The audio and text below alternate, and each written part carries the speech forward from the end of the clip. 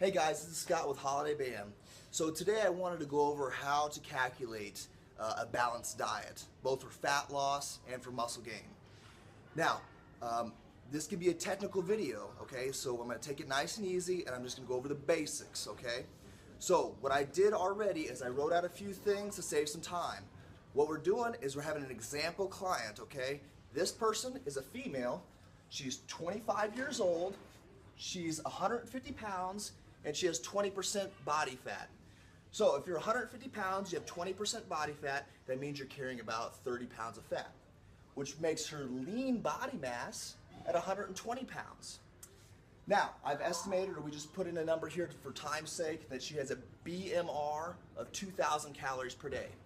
A BMR is your basal metabolic rate. That's how many calories you need to take in order to stay the same weight if you were just to get up and sit on the couch all day and do nothing, okay? But that's not what we're doing, right? Okay, so if this young lady wanted to lose fat or do a fat loss diet, we would try to calculate her BMR at negative 500 calories. So that would put her at 1,500 calories per day, okay? Now the next thing we would look at is we'd start with the protein, because when we lose weight, we don't want to lose muscle mass. So her lean body mass is 120 pounds. We're going to multiply that by 1.5 grams of protein, okay? That turns out to be 180 grams of protein. 180 grams of protein equals 4 calories, or excuse me, 1 gram of protein equals 4 calories, which turns out to make the total calories you would get from protein 720 calories. So you guys start to see how this can get a little complicated here. It's like algebra, you kind of puzzle piecing things together. All right. Now the next thing we're going to look at is the fat that we want to take in for the day. Okay. We want to try to stay around 25 to 35% fat of our total calorie intake. All right. So when we do that, we have to consider that fat is an essential nutrient in our diet. Okay. You have essential fatty acids for good hormone productions. So we want to make sure that that stays in our diet. All right. So what we've done here is, and also remember, 1 gram of fat equals 9 calories, okay? So what we've done here is we've done 25 to 35. We're going to go ahead and stick to 35% in a fat loss, okay? We want to have a little more fats than carbohydrates. So at 35% of her total calorie intake coming from fats, that would mean 58 grams of fat would be in her diet, okay? Which equals 525 calories. I hope you're still on board, okay? Now, the remaining calories would come from carbohydrates. So, if we have 1,500 calories is what she's going to take in each day, we subtract the 720 calories from the protein that she gets in, and we subtract the 525 calories from the fat she's taking in.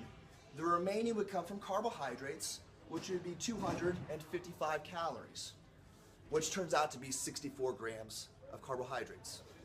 So we just calculated her macronutrients, okay? So if you follow if it fits your macros, then this is a way you could do it for a balanced diet that you'd follow day to day, okay? Now, there's more of an art to it, especially if you have a coach or something. Some people's body types are different and some people react differently to diets, okay? Now, with that being said, we look at a muscle building diet. For her, we went ahead and put her at a calorie surplus of 200 calories, okay? Because she's a little bit higher body fat, but if that's her goal to build muscle, we'll go ahead and go with it, okay?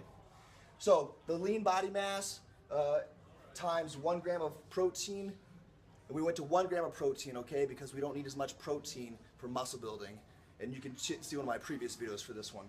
Well, anyways, what we'll look at here is her lean body mass is 120 pounds, so 1 times 120 easy. That's 120 grams of protein, which turns out to be 480 calories, okay? So the things we're changing here, we're going to go to 25% of her calories from fats, okay? And then the remaining calories from carbohydrates. We're going to use carbohydrates as a fuel to help support build the muscle, okay? So the difference is, on the fat loss diet, we gave her a negative 500 calories.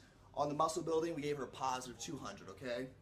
An important thing is we're keeping the carbohydrates low on the fat loss, and we're using the carbohydrates in order to promote muscle growth, okay? So far, I hope you guys have followed along. If you have any other questions about this, leave them in the comment section. If you need help creating a diet and training plan, we can find a diet and training strategy for you. Let me know, send me a message. I'd be more than happy to help you. I hope you guys have a great day. I can't wait to hear from you.